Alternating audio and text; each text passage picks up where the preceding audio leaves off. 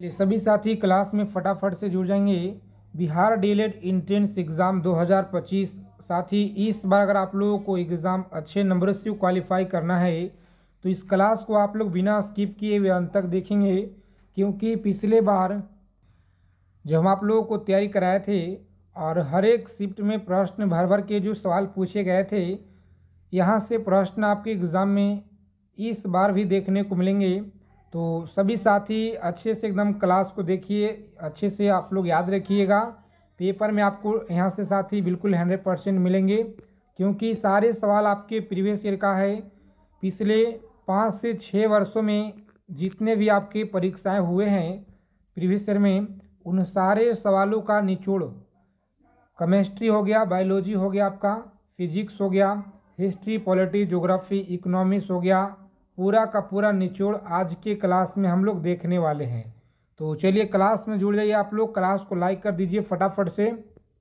जितने साथी क्लास में नए हैं तो साथी प्लीज़ आप लोग चैनल को सब्सक्राइब कर लीजिएगा और बगल में एक बेल आइकन प्रेस करके ऑल पे ज़रूर सेव कर लेना है। देखिए पहला सवाल है साइंस से कि प्रकाश तरंग किस प्रकार की तरंग है। प्रकाश तरंग जो है किस प्रकार की तरंग है, तो याद रखिएगा आप लोग। सही आंसर है इस प्रश्न का, सभी लोग याद रखिएगा।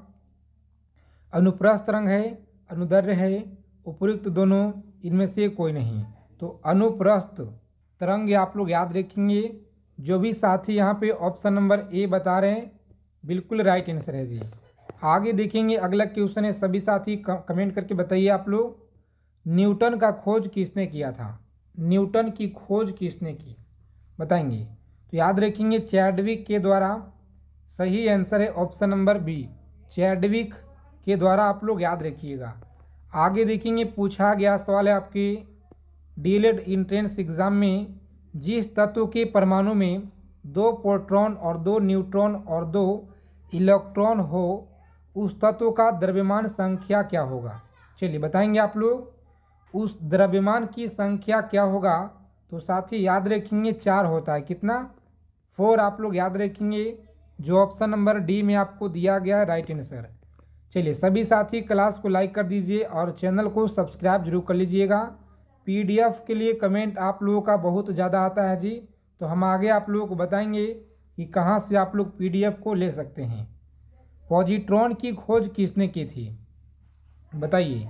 पॉजिट्रॉन की खोज किसने की थी।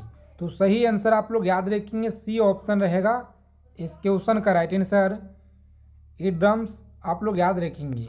आगे देखेंगे पूछा गया सवाल है आपके बिहार डीएलएड एंट्रेंस एग्जाम में, किसी तत्व की परमाणु संख्या क्या होता है। किसी तत्व की परमाणु संख्या क्या होता है। यहाँ पे देखेंगे तो पहला ऑप्शन है कि नाभिक में प्रोटॉन होता है, नाभिक में इलेक्ट्रॉन होता है, नाभिक में ब्यूट्रॉन, इनमें से कोई नहीं। चलिए बताइए आप लोग फटाफट राइट आंसर क्या रहेगा। तो याद रखेंगे आप लोग नाभिक में प्रोटॉन, ये ऑप्शन रहेगा इस क्वेश्चन का राइट आंसर। रोजाना आप लोग क्लास में जुड़ना शुरू कर दीजिए, क्योंकि लगातार आप लोगों को शाम के 7 बजे 8 बजे सुबह में भी क्लास आप लोगों को यह प्रैक्टिस सेट दिया जा रहा है। अगर आप लोगों को इस बार अच्छे नंबरों से क्वालिफाई करना है तो देखिए सवाल है कि समस्थानिक परमाणु में प्रोटॉन की संख्या समान होती है, न्यूट्रॉन की संख्या समान होती है। चलिए बताएंगे आप लोग सही आंसर क्या रहेगा। तो प्यारे साथियों आप लोग याद रखिएगा, यहाँ पे सही जवाब है ऑप्शन नंबर ए, प्रोटॉन की संख्या समान होती है। ये आप लोग अच्छे से याद रखिएगा, राइट आंसर है। चलिए 7 नंबर सवाल है आपकी स्क्रीन पे, बताएंगे आप लोग। क्लास को बिना स्किप किए हुए अंत तक देखेंगे। अगर आप लोगों को इस बार सिलेक्शन लेना है अच्छे नंबरों से, तो आप लोग अच्छे से देखिए क्लास के, याद रखिएगा एक एक चीज़ों को, क्योंकि पिछले बार जितने भी आपको हम सवाल कराए थे पूरा के पूरा सवाल आपके पेपर में हर शिफ्ट में देखे गए थे।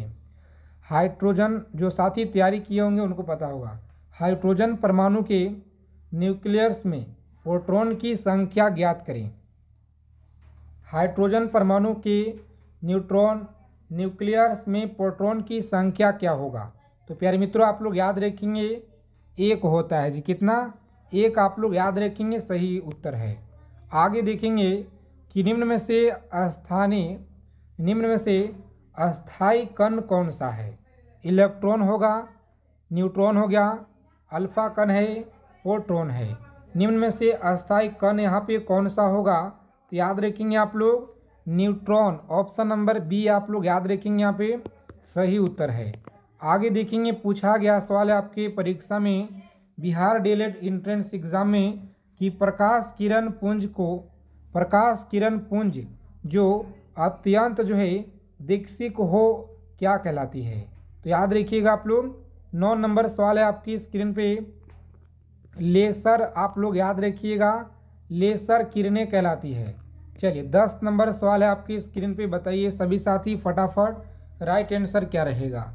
परमाणु के नाभिक में डैश होते हैं, सिर्फ इलेक्ट्रॉन होते हैं, न्यूट्रॉन व इलेक्ट्रॉन दोनों होते हैं, प्रोटॉन व न्यूट्रॉन सिर्फ इलेक्ट्रॉन। चलिए कमेंट करके आप लोग बताइए यहाँ पे सही आंसर क्या रहेगा। तो प्यारे मित्रों आप लोग याद रखेंगे प्रोटॉन व न्यूट्रॉन आप लोग याद रखेंगे, सी ऑप्शन दिया गया है इस क्वेश्चन का राइट आंसर। तो सी ऑप्शन को लॉक करेंगे हम लोग और आगे बढ़ेंगे।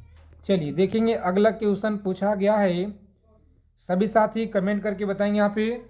चलिए बताएंगे आप लोग कि इलेक्ट्रॉन वहन करता है, सही आंसर क्या रहेगा।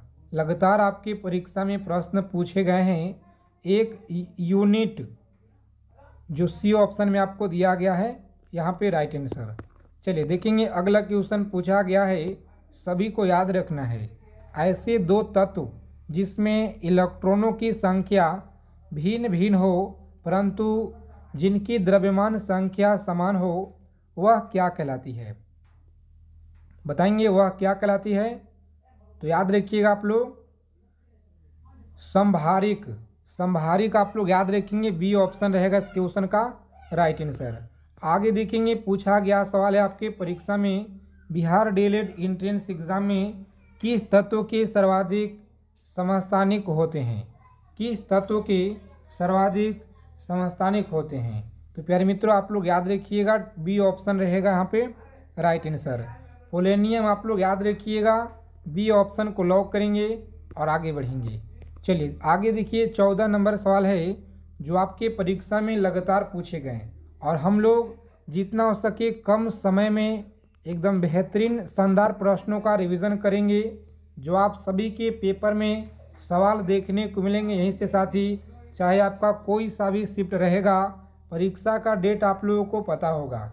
एक भारी नाविक के दो हल्के नाविक में टूटने की क्रिया को क्या कहते हैं। बताइए टूटने की क्रिया को क्या कहा जाता है। तो आप सभी लोग याद रखिएगा यहाँ पे बी ऑप्शन को लॉक करेंगे, नाविक विखंडन आप लोग याद रखिएगा, नाविक विखंडन आप लोग याद रखेंगे। आगे देखिए 15 नंबर सवाल पूछा गया है, हाइड्रोजन बम आधारित रिएक्टर बनाया गया था, हाइड्रोजन बम आधारित रिएक्टर बनाया गया था, सही आंसर क्या रहेगा। लॉक करेंगे ऑप्शन नंबर सी को और आगे बढ़ेंगे। नाभिकीय संलयन पर आप लोग याद रखिएगा, सी ऑप्शन रहेगा इस क्वेश्चन का राइट आंसर। तो क्लास की पीडीएफ आप लोगों को टेलीग्राम चैनल या व्हाट्सएप चैनल का लिंक आपको डिस्क्रिप्शन में मिलेगा, वहां से आप लोग फटाफट जुड़ जाइए। सभी तरह की जानकारी और पीडीएफ आपको हम समय से प्रोवाइड कराते रहेंगे। सर्व प्राचीन सेल समूह की जो आयु है आंकी जाती है, तो सही आंसर आप लोग याद रखेंगे ऑप्शन नंबर बी।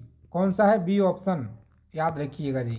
चलिए आगे देखेंगे अगला क्वेश्चन है 17 नंबर सवाल। बताइएगा आप लोग कि निम्नलिखित में से किसमें बताएंगे किसमें ऋणात्मक आवेश होती है, किसमें जो ऋणात्मक आवेश होती है। तो प्यारे मित्रों आप लोग याद रखेंगे ऑप्शन नंबर डी ऑप्शन को आप लोग लॉक करेंगे और नेक्स्ट आगे बढ़ेंगे। अगला क्वेश्चन देखिए पूछा गया आपके परीक्षा में, कोबाल्ट 60 जो है आमतौर पे विकिरण चिकित्सा में प्रयुक्त होती है क्योंकि यह जो है उत्सर्जित करता है, बताएंगे क्या उत्सर्जित करता है, तो गामा किरणें उत्सर्जित करता है जी। क्या गामा किरणें उत्सर्जित करता है, ये ऑप्शन आप लोग याद रखेंगे, यहाँ पे सही उत्तर है। आगे देखेंगे पूछा गया है कि सूर्य पे ऊर्जा का निर्माण होता है, सूर्य पर ऊर्जा का निर्माण होता है। सही आंसर आप लोग याद रखेंगे, यहाँ पे बी ऑप्शन रहेगा, नाभिकीय संलयन के द्वारा। बी ऑप्शन को लॉक करेंगे और आगे बढ़ेंगे। चलिए आगे देखेंगे, सभी साथी फटाफट से कमेंट करके आप लोग बताइए कि परमाणु बम का जो सिद्धांत है यह किस पर आधारित है।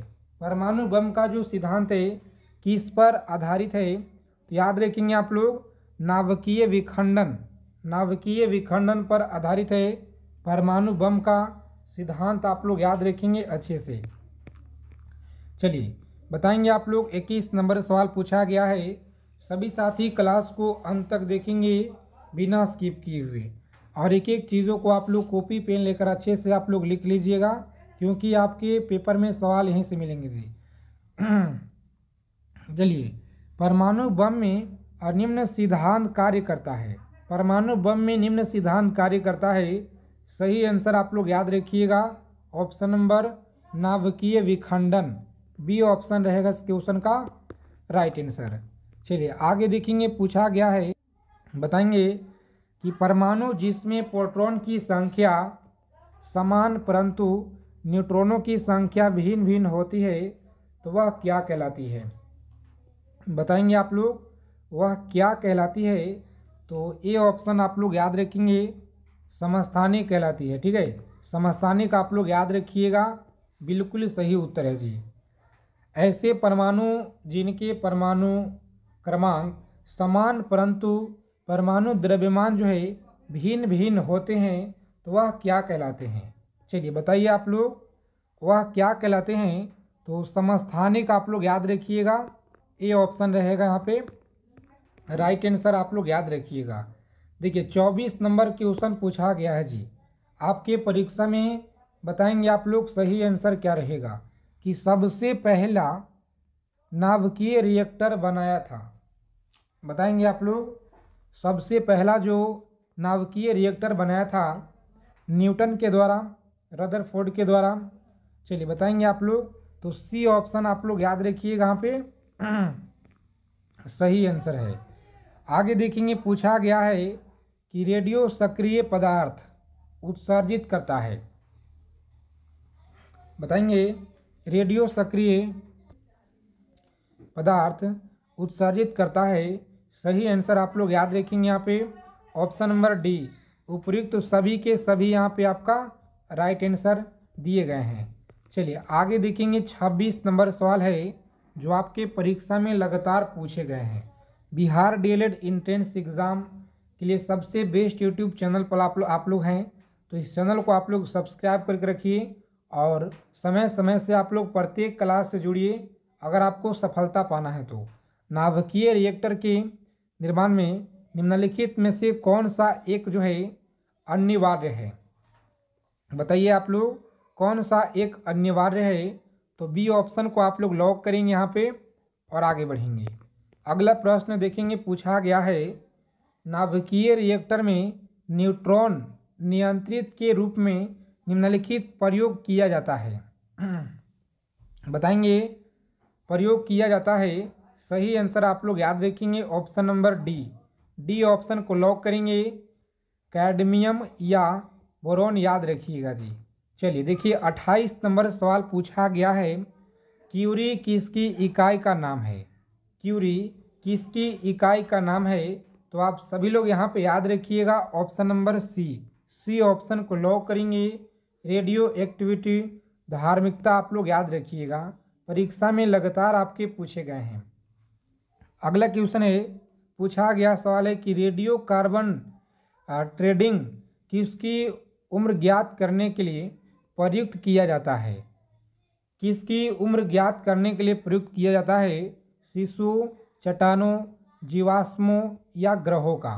चलिए बताइए 29 नंबर सवाल है आपकी स्क्रीन पर जी, तो जीवाश्मों आप लोग याद रखिएगा, सी ऑप्शन रहेगा इस क्वेश्चन का राइट आंसर।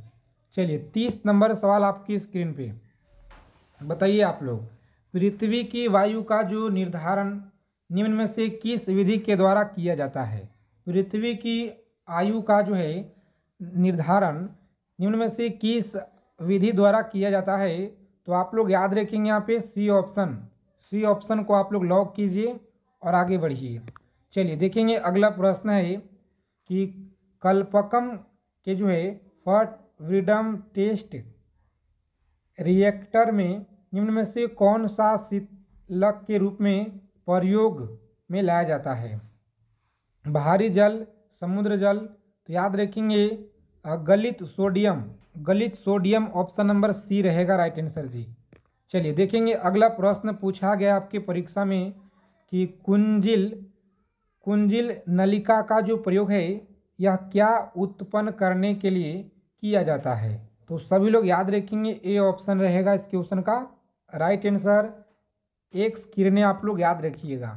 आगे देखेंगे 33 नंबर सवाल है, अति चालकता किस तापमान पर अत्यधिक आर्थिक महत्वहीन हो सकती है जिससे लाखों रुपए की बचत होती है? तो याद रखेंगे बी ऑप्शन रहेगा यहाँ पे राइट आंसर। सामान्य तापमान पर आप लोग याद रखिएगा। अगला प्रश्न पूछा गया है कि सौर ऊर्जा को बिजली में परिवर्तित करने के लिए कौन सी प्रयुक्त की जाती है? कौन सी प्रयुक्त की जाती है? तो प्यारे मित्रों आप लोग याद रखिएगा प्रकाश वोल्टीय सेल आप लोग यहाँ पे याद रखिएगा, बिल्कुल राइट आंसर है। आगे देखिए नाभिकीय रिएक्टर में भारी जल का प्रयोग किस रूप में किया जाता है? बताएंगे किस रूप में? तो मंदक आप लोग याद रखिएगा, डी ऑप्शन रहेगा इस क्वेश्चन का राइट आंसर। नाभिकीय रिएक्टर में ऊर्जा उत्पन्न होती है, बताएंगे। सभी साथी क्लास को लाइक कर दीजिए जितने साथी लोग क्लास में जुड़े हुए हैं। नाभिकीय रिएक्टर में ऊर्जा उत्पन्न होती है नियंत्रित विखंडन के द्वारा, बी ऑप्शन रहेगा इस क्वेश्चन का राइट आंसर जी। चलिए देखिए अगला प्रश्न है कि परमाणु पाइल का जो प्रयोग है कहाँ होता है? परमाणु पाइल का प्रयोग कहाँ होता है? तो याद रखिएगा बी ऑप्शन ताप नाभिकीय संलयन के प्राचलन में आप लोग याद रखिएगा। देखिए अगला क्वेश्चन पूछा गया आपके परीक्षा में, द्रव्यमान ऊर्जा संबंध किसका निष्कर्ष है? चलिए कमेंट करके आप लोग बताइएगा, देखते हैं कितने लोग सही जवाब 38 नंबर सवाल का दे पाते हैं, कितने साथी लोग। देखिए परमाणु बम के विस्फोट में भारी मात्रा में ऊर्जा किसके कारण निकलती है? तो याद रखिएगा किसके कारण? द्रव्य का ऊर्जा में परिवर्तन के कारण निकलती है। तो चलिए आज की क्लास में इतना ही। क्लास अगर आप लोगों को अच्छे लगे क्लास को लाइक कीजिएगा, चैनल को सब्सक्राइब कर लेंगे। मिलते हैं हम लोग अगले क्लास में अच्छे टॉपिक के साथ।